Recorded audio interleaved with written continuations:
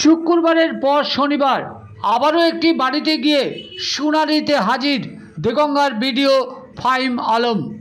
নির্বাচন কমিশনের নির্দেশিকা জারি করেছেন যে অসুস্থ ও বয়স্ক মানুষজনদের এসআইআর শুনানির শিবিরে হাজির হতে হবে না।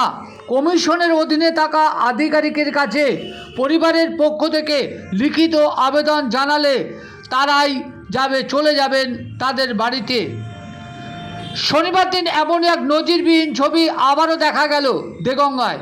এদিন দেগঙ্গার হাদিপুর ঝিকরা 1 গ্রাম পঞ্চায়েতের গভর্নমেন্ট কলোনির 90 বছরের বৃদ্ধা পারুল সরকারের বাড়িতে যান দেগঙ্গার বিডিও ফাহিম আলম ও মাইক্রো অবজারভার পনিত লেপচা ও সুপারভাইজার রেখা সরকার।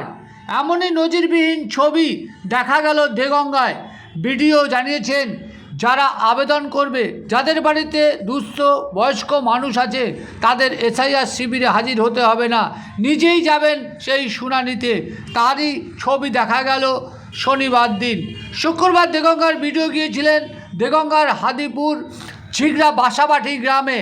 এরপর শনিবার হাদিপুর গভর্নমেন্ট কলোনিতে 90 বছরের বৃদ্ধার বাড়িতে গেলেন, যা পরিবারের লোকজন যেতে খুশি হয়েছেন, যে নির্বাচন কমিশনের এই উদ্যোগকে সাধুবাদ জানিয়েছেন।